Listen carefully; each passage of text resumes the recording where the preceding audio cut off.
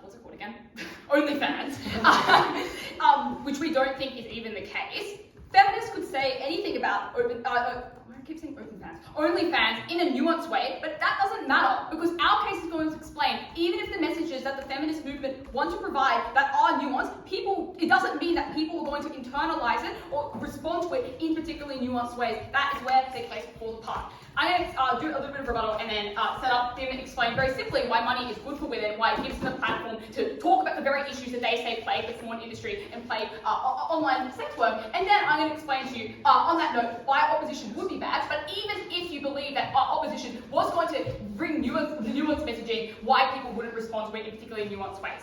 First of all, they want to tell you that going into OnlyFans will do irreversible harm to your life. It means, like, they equate it to, like, jumping off, like, a cliff. Like, this is just absurd to me. Because, first of all, they can't say that they can spread the messaging that sex work is good, but OnlyFans is bad. That are contradictory statements. I think, at best, that just means it legitimizes the sort of messaging they're doing. People lose faith and solidarity in the movement that is meant to be supporting them. But secondly, there is, like, lots of things that you can do to mitigate the harms that they talk about. You can have an anonymous account. You can just do your feet, you can put your feet pics out instead of, like, your face. Like, it is a creator-led program. It is one that is subscription-based, so it's not like you can just search up someone's name and all their like photos will come up because it's unclear that their name will be attached to everything. But also, think about what actually needs to happen in order for their harm to land here. Because they're saying that, like, people can screenshot things like that. Well, they're obviously not stupid. Like, they know when they put content up there that people can screenshot, that people can record it and things like that. But for them to, like, lose their job or things like that, that requires, like, a viewer to screenshot it, even if you take it down and then bring it to your employer. Like, I think there is a very big difference between, like, people's work life and their personal life in this way, or maybe like a part-time work thing. We think that you probably don't get it in that way. But also, we think that feminists must be progressive with this sort of messaging, because the very statements that this team is telling you about, for example, like, you can't do other work, you can never go back to your old job at the point at which you start an OnlyFans account, these are the very messages that feminist movement need to dispel, right? They need to go out there and say things like, no, you can't go back to work, you can do other work while doing OnlyFans work. This, that is fine. When they have opposition, which we think will be likely co-opted by conservatives, by people who agree and believe in the same thing, because they are anti-sex work inherently because of their own morals and things like that. Like, you only amplify that opposition because they now have, like, a platform to be like, oh wow, the feminist movement even agrees with that. That is obviously super alienating to these women, but also just women in general. These are the messages that the feminist movement must be forefronting in their messaging. So I think that explains very clearly to you that your life is not absolutely jovial if you go on OnlyFans. You are a rational person who's able to create content. Like I said, it is very consensual at the point, which is different to the stuff, like, at their best case scenario, like indie productions and things like that. We think the reason why indie, like, porn productions were popularized is because of OnlyFans and things like that. But also, majority of people who go into OnlyFans do it because it is super accessible, because it's super low barrier to entry, which I'll explain later, which means that not everyone is just going to go straight into, like, indie porn or things like that. But we would still say OnlyFans is preferable to that because it is a digital platform. You're not contractually bound by, like, producers who might make you do bad things, who might coerce you and things like that. But obviously we say that you can still do other employment.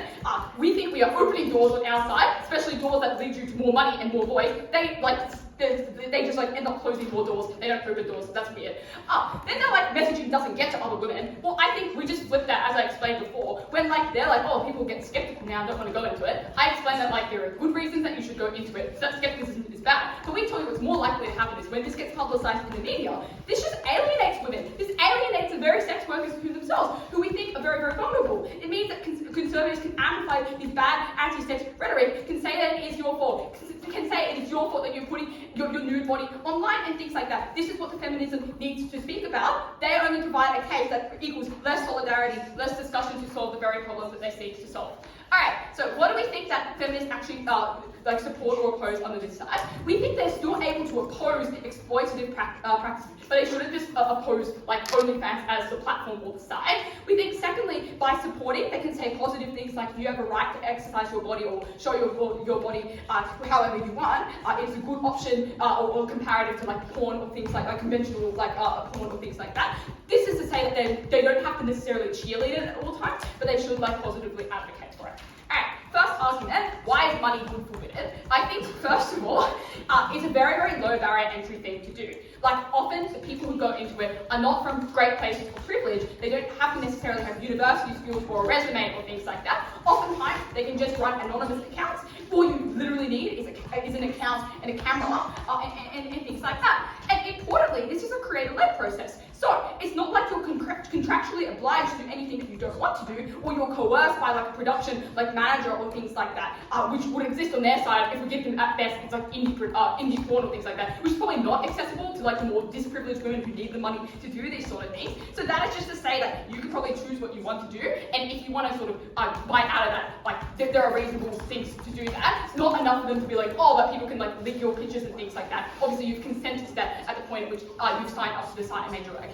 And we would say that the alternative to porn studios is something where you are contractually bound. Because there is competition now with OnlyFans, it means that those porn like production companies are more likely to do things like coerce you to do things that you don't want. But we tell you, you have a great bargaining chip now, right? Because if you're part of that porn industry and they're trying to fire you because if you don't do something that you don't want to do, you can just be like, I'm going to go on OnlyFans now. That is empowering for women and for sex workers. So that is to say that this is very accessible, you get better working conditions that are literally led by yourself, and you can make money, which is really, really good. We would say that some people make a lot of money off OnlyFans. That is transformative to their life. That means they can do things, they can do the things they love. Second of all, maybe more reasonably, some people just do it part-time, they make some extra money, that money can go to rent, that money can go to paying their university debt and things like that. But third of all, it's also important for people who need money like very, very quickly, right? It's a way to make money in very short periods of time without skills, without things like that, and which means that you're able to unlock that agency, which fills that gap to pay rent, to buy food and things like that. And we would also say that the structure of the industry is quite flat. So this is to say that you're not worried about what producers will say to you if you like speak out and things like that, because you have that bargaining chip down to go to OnlyFans or things like that. Alright, let's find the page. Yeah, so even if it is competitive between different like people on OnlyFans, we think there is a set of mutual interests that bring them together. For example, being anti-exploitation and things like that. And particularly more popular stars who make more money, they have more platforms to talk about these issues and things like that. Which is unlikely to happen when you have like conventional porn studios. Obviously not going to talk about like sex ed after a tape or things like that. And we think that the existence of OnlyFans would therefore drive up the condition and treatment of workers in conventional porn for the reasons that I gave earlier. And I just want you to weigh this, because there's a set of people who are often quite vulnerable who go into this and are most directly affected by the existence of this platform. You should care about these women the most because it's necessary to have this platform to support them in order for them to make this money. Great. Finally then, let's talk about like why opposition would be bad. We think first of all the people who oppose it often like will agree with views like that conservatives put forward and things like that. But secondly, it signals boosts sex work positive feminists away from mainstream feminists. So people will be like, oh, they're like quite radicalized and things. I don't want to be there. So that is to say that you bolster other bad platforms, ones who put out divisive rhetoric like things that are anti-sex worker, anti-feminist and things like that. Therefore, you just alienate these women. You get less voice and solidarity. That is bad for women on the platform, but also women elsewhere. I'd like to thank Jade. You consent to being recorded, Brendan? I do consent to being recorded. Lovely.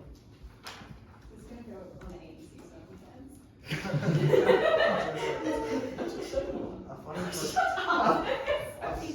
A funny phrase.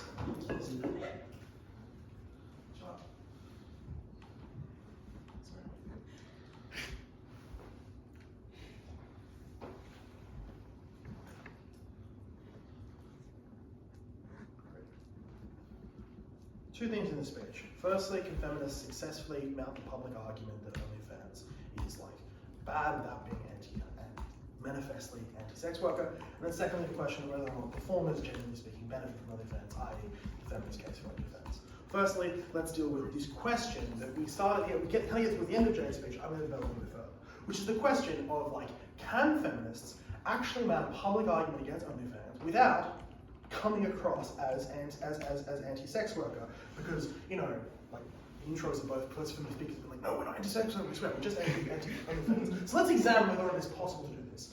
The substance of the argument we hear from Affirmative is that feminists should tell young women that they shouldn't do OnlyFans, and they should be cautious about engaging with it. It's a bad sort of product that engages in maybe some false or misleading advertising. And the problem with that is if you put your new photos online, people will see that, they'll judge you, your life will become harder in a bunch of ways, and experience a bunch of harassment. I'm going to stop right there. That buys into a bunch of incredibly regressive premises and then flips the conclusion so that the valence of it sounds vaguely progressive. Like, these are the exact things that feminists should be arguing against. Feminists should be saying, it is not right that people judge you based on your body. It's not right that people, like, deny you employment or, essentially harass you or sexually assault you because they see that you are a sex worker or you have in the past been a performer. Like, that is so wrong. The feminist movement should be arguing against it, not affirming those premises and then flipping the conclusion and being like, and that's why women should do this. Like, it is, I'm not saying, I'm absolutely categorically not saying this is what they mean, but it is reminiscent of arguments about blaming the victim, because it says, oh, well, it's not safe for you to go outside, you shouldn't do that, young women need to stay inside and be safe, instead of saying it is wrong that you have to go out into the world and experience that kind of violence upon you. That is what the point of the feminist movement is. And just to add a little bit of substantive here, right? Just add a little bit of substantive here. If you are a victim of revenge porn, or you're someone who has been sex scammed, and your nudes were put online without your consent, you now hear from feminists en masse that your life is over and that your reputation is sullied and you might be struggling to find a job, which is a horrible thing to hear when the exact opposite messaging should be the thing that feminists argue for. Feminists, and this is really important, like a lot of social justice movements often end up in this kind of crux position where they can use regressive sort of premises or accept regressive premises in order to affirm a kind of more progressive conclusion or notionally try and protect the set of people they're advocating for. But the reality is, the role of these movements is to argue against those very same ideas. And it's worth pointing out, right, like the wokest collection of people you could imagine couldn't construct a case against OnlyFans without engaging and buying into these premises. Like, that is suggestive that feminism writ large would struggle to make this case in a way that is nuanced. Even if, right, like, let's examine a couple of the things in this argument explain why, even if it were possible for it to be done in a nuanced way, it would be done always. So, a couple of other things. They say, I got 4 responses as to why they say, because they say it could be done well. I'll explain why it couldn't be.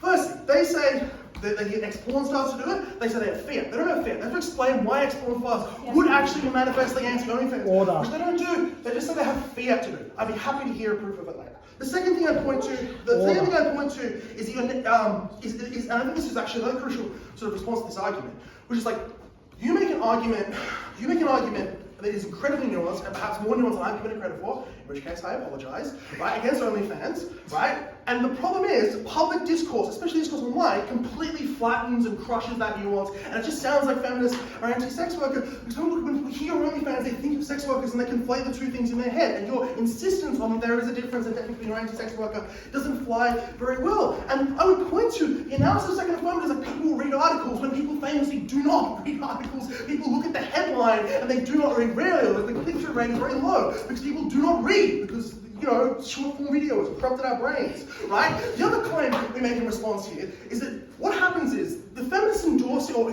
criticizing OnlyFans and coming out against it in a public way gets signal boosted by bad actors, which is to say that sex critical or sex negative or Turks or swerves signal boost this along with conservatives, which means even if there is a good argument buried in there, it gets talked about and platformed by these other people, it's wrapped up in their ideologies and it becomes a reason why you should believe them, why you should listen to them, which ends up empowering and furthering their arguments and their platform and the kind of view they're trying to push forward, which is presumably something feminism doesn't want to do.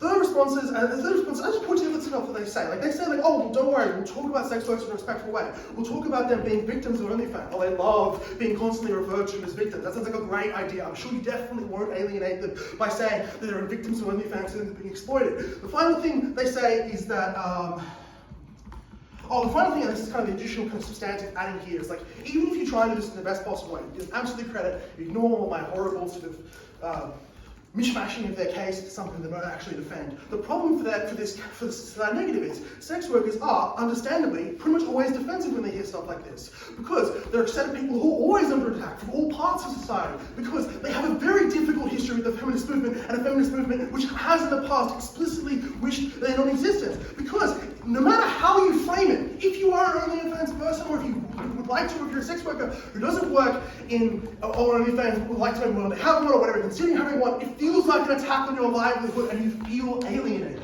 And the problem for this side of affirmative team is alienating this group is bad because one, we can't cooperate with them and do things and help them and talk to them in ways to improve conditions in the industry and for women more generally and sex education more generally, but also crucially we deny them our solidarity, which they are entitled to have from us. We take that from them when we engage in these kind of arguments with always scared.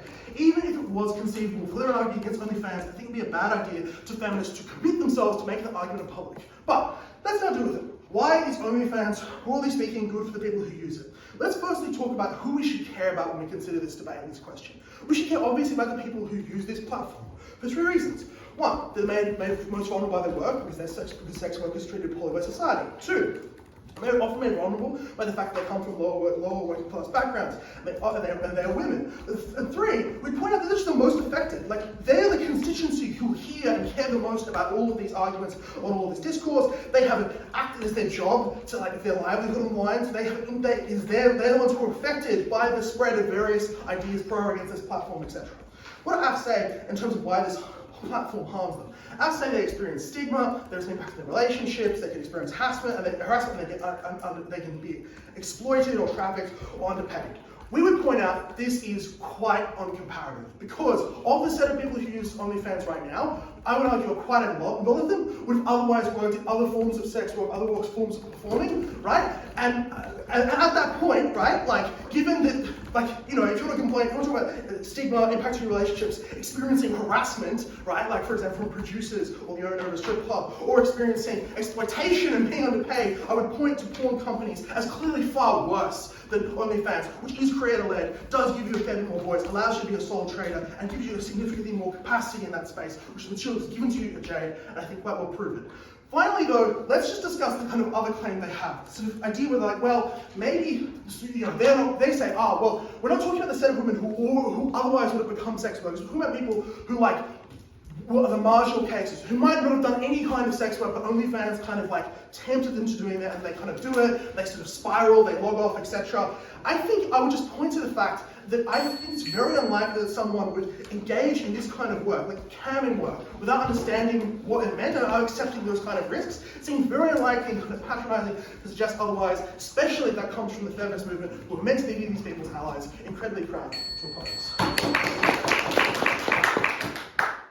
I'd like to thank Third Affirmative for that fine speech, and I'd like to welcome up Third Negative, which should be Ellie, to conclude the substantive portion of Side Negative and the debate as a whole. Here. That's all good. These reasons.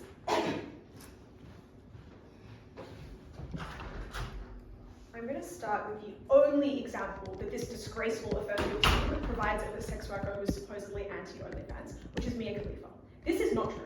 Mia Khalifa, as a young woman, was drastically exploited by mainstream pornography, by directors who owned the rights to her image, who did wage theft from her and who violated her privacy. She is currently on OnlyFans and very controversially last year described it as less problematic than military service.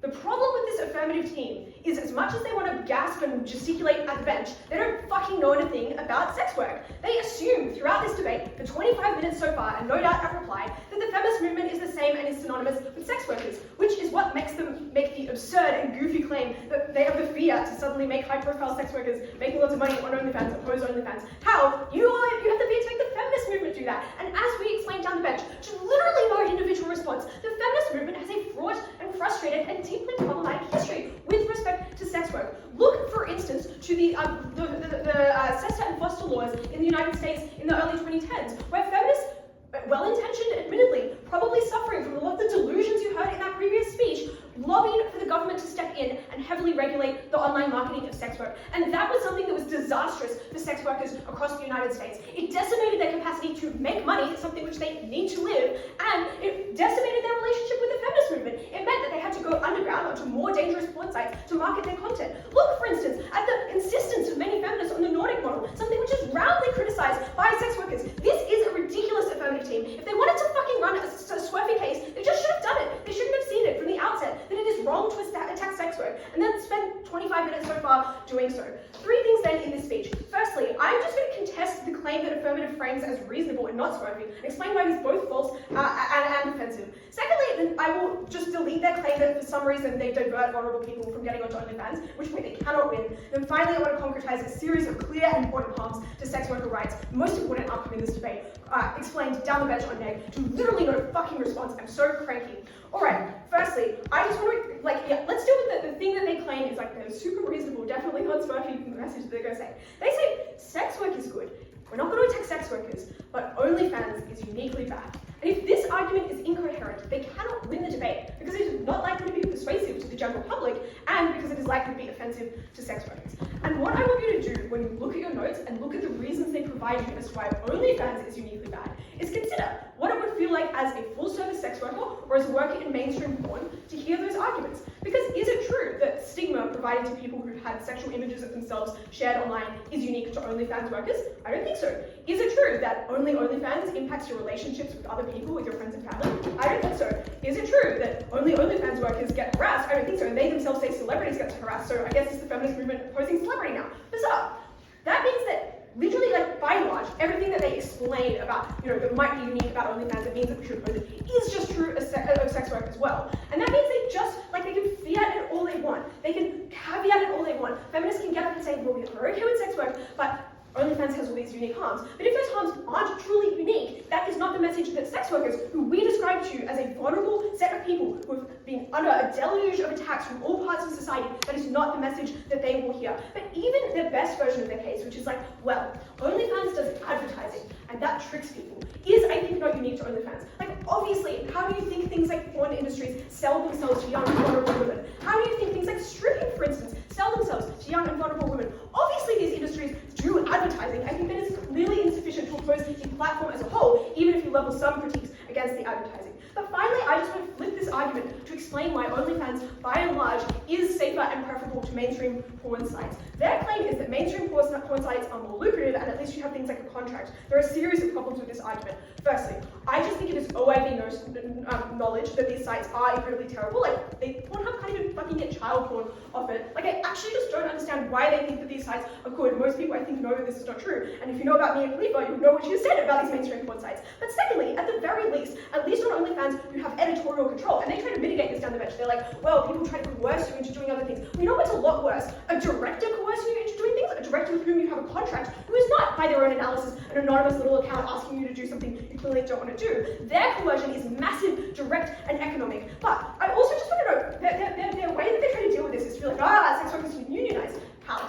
What do if you are a sex worker who, by their analysis, cannot get a different job, who is vulnerable? How do you unionize? What is your bargaining power? We uniquely explain to you that OnlyFans is the thing which has unlocked their capacity to unionize because it gives people a different option. And they concede this when they're like, lots of high-profile porn stars also have OnlyFans. Yes, that is because it has given them leverage. They have a revealed preference for that, I think, for a very good reason. But finally, so I think all of that goes to say that on OnlyFans, yes, it is not perfect, but it is certainly better than a series of things that for some bizarre reason they seem to support, and I think it provides women with optionality in some really meaningful ways you should care about. I think that this is just not really a true narrative, and the feminist movement should avoid it on those grounds alone. The next thing I want to delete, though, is their claim that this means, and I'll be charitable, assume OnlyFans is bad. They then need to prove that vulnerable women avoid that harm, either by opting out of OnlyFans or by being more cautious. There are two problems with this argument. Number one, they spend too much time gesticulating to actually recognize out to you why this is persuasive to young women who are considering getting onto OnlyFans. Because there's just no analytical work done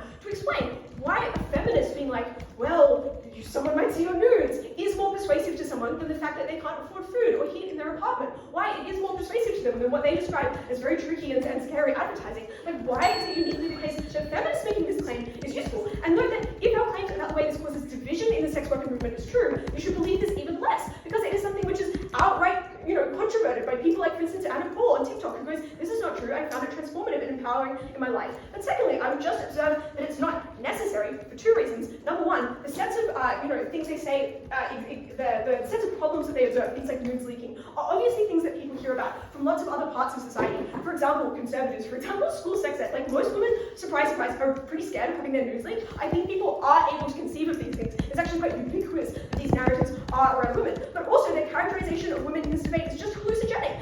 Obviously, women can understand that if they have their face with a nude photo on the internet, surprise, surprise, it might leak. People, believe it or not, can, I think, comprehend that. Their claim is just that you kind of get in and then you can't can't get out, or you're not making money and so you get coerced into doing more. The observation I want to make is if it's the case that people don't make money unless they show their face, it's not a harm that people try it for a bit, don't show their face, don't make any money, and then leave. Like, all their harms require people to start making more money, in which case it like outweighs, right? And I think people can make the rational decision to make that choice. Finally, I just want to concretize a series of clear and important harms to sex worker rights that we have explained down the bench. To impact this is just more important than the number of people in the industry, if the industry is far better or I guess far worse on their side. And I think that this involves, and we analyzed this to you from first speaker, a series of bad alliances. The burden here is low because honestly, even if the feminist movement doesn't set out to make alliances with conservatives or with swerves, because it is conservative rhetoric at its core, because it says that this is something which is regressive, something which is life destroying, etc., etc.,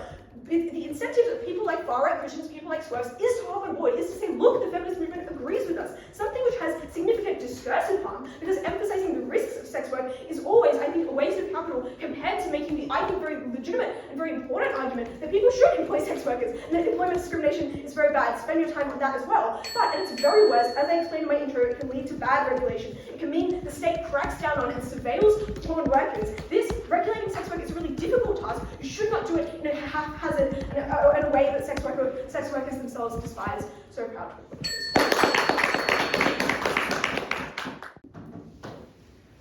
Good to go? 2 questions in this reply. Is this messaging done well? And then is OnlyFans good? First, is this messaging done well? The first observation I'd make here about side Affirmative is I want you to vibe check the mechanisms by which they explain this messaging is going to come out. They say you'll read articles by academics, you'll listen to successful, out-of-touch celebrities who are not actually linked to your day-to-day experiences, which require you to go into OnlyFans, but also match your experiences at all. Vibe check this analysis. Obviously, these people are not the ones who can be able to convince women all the time to change their choices. As Ellie explains, there are lots of different conflicting information about OnlyFans in the media all the time. This message is just not going to cut through. But also explain this messaging is often going to be perceived as quite negative. Think about the phrases they use. You will never get a job again. Your boss will see your nudes. This does just sound like swerve language to the average sex worker, we argue. And what we explain here is that even if it's not intended to do so, because sex workers have historically been opposed by the feminist movement, they're often quite vulnerable and are suspicious of any kind of groups of authority in the industry as a whole. They have a preconceived bias to not trust this kind of messaging, to associate it with victim blaming as a whole. And if the feminist movement is going to engage this messaging, that is a harm in itself because it alienates sex workers for all other policy areas, not just one drive against OnlyFans that affects all of them. But also, we would just challenge the premise of this messaging in itself. Because side Affirmative's claim is that, there's marketing, it's bling and light, and people engage in it. But we think this is just unreasonable. We point out that people know OnlyFans is a porn site. People know it's for people who are sex workers. No one's jumping into OnlyFans not knowing what that is happening in the first place. This is just an idea that we think we debunk across the debate. That explains, therefore, this messaging is done to the feminist movement. It doesn't cut through, but in itself, it just seems to be quite a strange, swerve-like, but ineffective way to handle why people engage in OnlyFans in the first place. Second part of this reply, then, is OnlyFans good?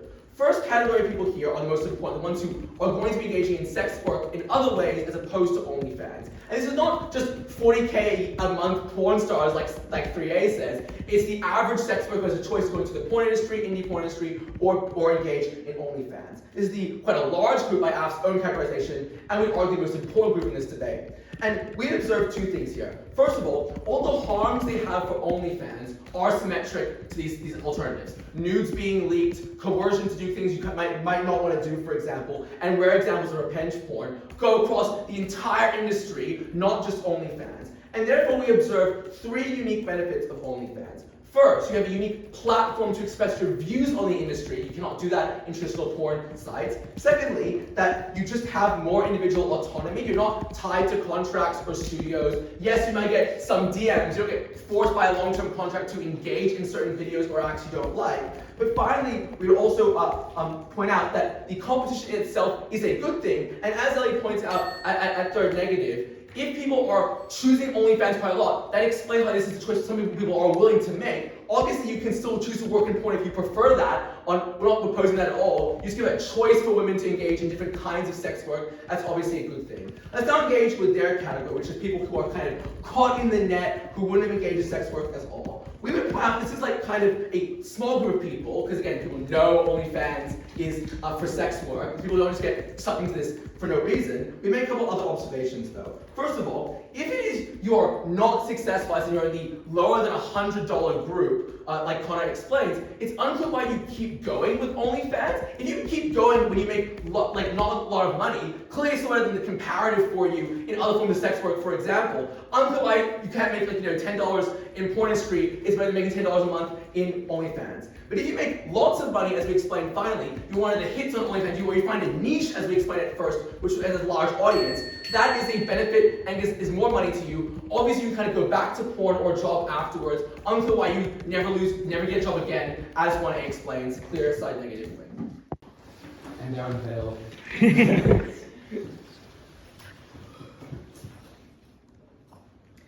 I'm shocked to begin this reply by making a claim that I think is incredibly trivial. Sex work has harms. All work does. The harms of sex work are unique though, because society, whether feminists like it or not, discriminates enormously and uniquely against sex work. Choosing to enter a platform that changes your prospects for life is a big choice.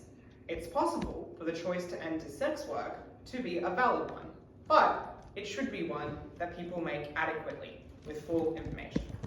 Feminists aren't magicians that can click policies into place in a second, but they do abso-fucking-lutely owe women a full-throated critique that is sober about those realities, which we painstakingly demonstrate are enormous and particular to OnlyFans. This negative team engages insufficiently with the set of people who are on OnlyFans compared to other forms of sex work. They assume, without proof, and they seek to get away with this, that the likely comparative for those people, if persuaded by feminist opposition to leave OnlyFans, would be mainstream pornography. And that's why Ellie spends so much time at the bench and at Third Negative explaining why that industry is so horrible. But we have explained down the bench that the unique recruiting model that OnlyFans deploys by depicting itself as uniquely safe, by depicting itself to a unique demographic of influencer-style people who are convinced that it, to use the words of Jade Girolamo at 1A, has a uniquely low barrier to access to do sex work that just otherwise would never. And if it's similar to porn, you should critique it. But the argument we make, and I don't think they sufficiently engage with the nuance that it required, is that the biggest stakeholder affected by feminist opposition is the woman who's on the edge about sex work or not, rather than OnlyFans or pornography, because that's the kind of person that feminists, with their supposedly so sordid relationships with sex workers, can hope to influence. Yes, feminists are only one voice, there's lots of others. Presumably, as we've characterized, tons of pro-OnlyFans rhetoric done by people who are enticed by its MLM scheme into pretending that it has benefits. And if it only means in this debate that a woman who is going to do OnlyFans anyway synthesizes all the voice, one of which is feminist opposition, into more sensible engagement, more self-protecting engagement with the platform that they supposedly get benefits out of, and then we can claim it. But the worst case, I'll engage with it anyway, which is the case in which people end up in mainstream pornography. We say they are paid more because the OnlyFans trick is depicting the market for paid pornography to be larger than it is. So if you do get a job in it, you're likely to be paid more rather than the pitifully low averages that we explain. But also because you have other sex workers who you engage with as like doing IRL porn work or even sex work in general, means that you have more information to engage with that better. And we describe that you could suggest other platforms that are better regulated, for instance like Cheeks, which we tell you at first affirmative, but they do not engage with the fact that you could use other OnlyFans-like platforms that do not have similar poorly regulated models, which means we harm less people. The only other win strategy of this negative team is to say it's discursively harmful. But they also want to levy critiques at OnlyFans. Presumably these have the same discursive harms. If any critique of a platform that involves sex workers could have those discursive harms. But if the 20-year-old university student, who is kind of iconoclastic, and we all know her, is able to, with relative nuance, make the critique that we're suggesting feminists are able to in this debate, and only receive the critique of jokified idiots who are widely not taken seriously, that is a worthwhile trade-off, right? For people receiving the information we say they're going to receive. Apparently, buy-in from conservatives is a harm. But why? Negatives say sex workers and feminists aren't the same thing. Sex workers are very distrustful. This will get conservatives on side to support feminist messaging. The worst case is this worsens a relationship that is already sorted by Negative's own concession, but that seems potentially something you could strategically leverage. Maybe there's no harm to that. Maybe that's actually a benefit. Affirmative win this debate. Let's go to the cliff dive.